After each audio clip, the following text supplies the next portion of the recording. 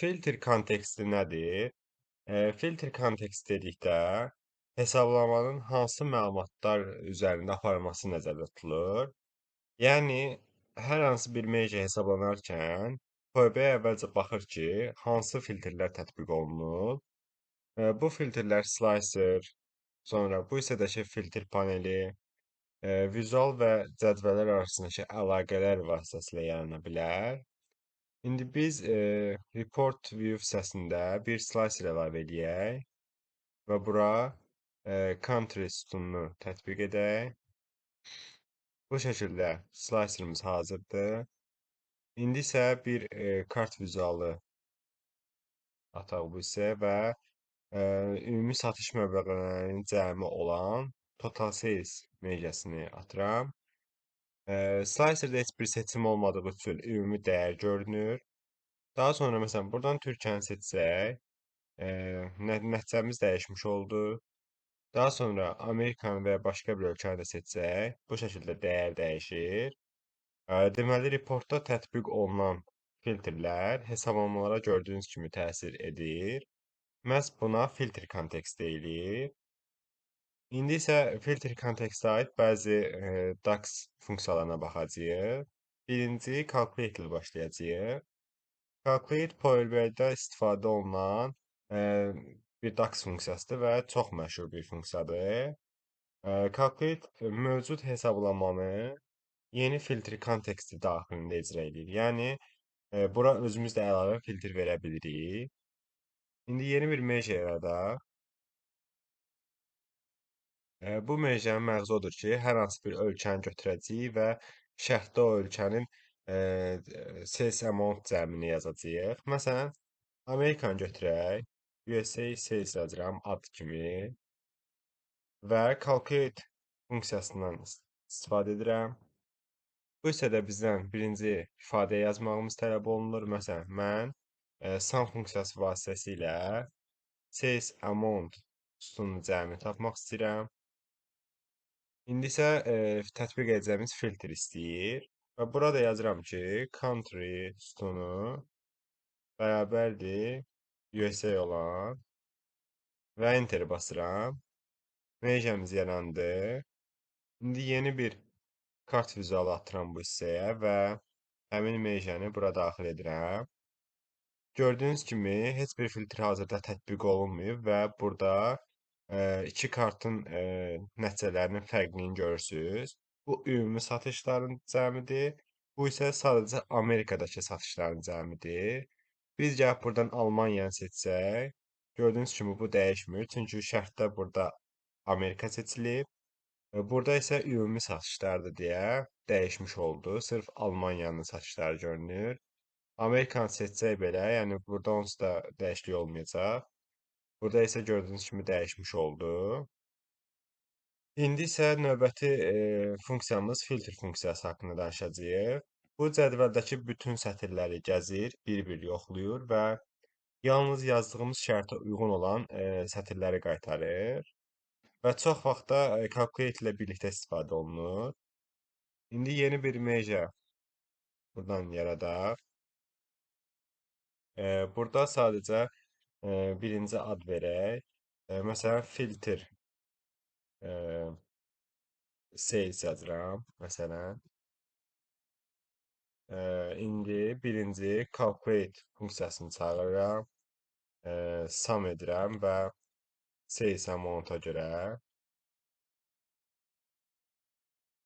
Daha sonra mötərizəni bağlayıram və bu hissədə artıq filtr funksiyasını çağırıram. Burada table seçirəm birinci. Daha sonra isə sales amount şərtini yazıram. Məsələn, 1000-dən böyük olanları və enter basıram. İndi bir dənə də kart vizualı əlavə edim bu hissəyə. Həmin meycəni bura əlavə eləyək. Filtr sales və gördüyünüz kimi nəticə bu şəkildə göründü. Yəni 1000-dən böyük olan dəyərlərin cəmini bu şəkildə tapmış oldu. Məsələn, burada 1000 yox da 900 yaza bilərik. Bu zaman bu çox cüzi dəyişiklik oldu. Məsələn, 1300 yazsaq, bu şəkildə dəyişiklik olur. Məsələn, bura 2000 yazsaq, bu şəkildə dəyişiklik olur. Yəni dəyişmək olur bu şərtləri. İndi isə növbəti funksiyamız all funksiyasına baxacağıq. All funksiyası seçdiyimiz cədvəl və ya sütun üzərindəki filtrləri ləğv eləyir. Bunu da nümunə üzərində göstərim. New measure edirəm və bura ad verək. Total says all yazaq. Bu şəkildə fərqləndirmək üçün. Burada da calculate funksiyasını çağırıram. Daha sonra sum says amount. Bu funksiyaların hamısı calculate funksiyasından istifadə olunur deyə bu şəkildə bir-birinə bənzəyirlər. Və daha sonra burada sadəcə all funksiyasını çağırıb sadəcə yazıram məsələn customers. Bu cədvəli seçdim və mötərizələri bağlayıb enteri basıram. İndi yenidən kart vizualı əlavə edirəm bu hissəyə.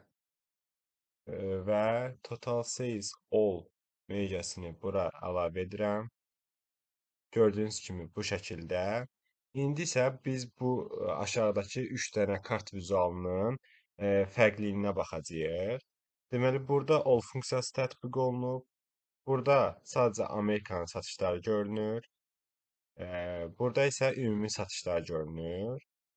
Yəni bu calculate vasitəsilə yazdığımız mecədir. İndi bu üçünün fərqinə baxacağıq. Məsələn, buradan Türkiyəni seçsəm, gördüyünüz kimi dəyişiklik sadəcə bu hissədə oldu. Çünki bu sadəcə bizdə sum says amount mecəsi idi. Yəni bu şəkildə yazmışdıq. Burada təbii ki, dəyişir. Burada dəyişməməyinin səbəbi odur ki, burada şərtdə biz Amerika seçmişdik. Baxın, bu şəkildə göstərim. Bir dəqiqə. Burada sadəcə biz şərtdə Amerika seçmişdik deyə bu dəyişmir. Bunun dəyişməməyinin də səbəbi odur ki, indi burada filtrlər vereyim görəsiniz. Dəyişmir bu kart vizualı. Çünki burada all istifadə etmişik. All nə edir? Sütundakı və cədvəldəki filtrləri ləğv edir. Biz burada şərtdə yazmışdıq ki, all customers. Yəni customers cədvəlindən tətbiq olunan hər hansı bir filtri, məsələn burada filtr tətbiq eləyirik, customers cədvəlinə. Həmin filtri ləğv eləsin, yəni nəzərə almasın. Yəni ümumi bu şəkildə görünür. Biz bu 3 nümunə üzərindən filtr kontekst üzərindəki dəyişikliklərin fərqinə baxa bildik və bu şəkildə filtr kontekstin nə olduğunu da öyrənə bildik.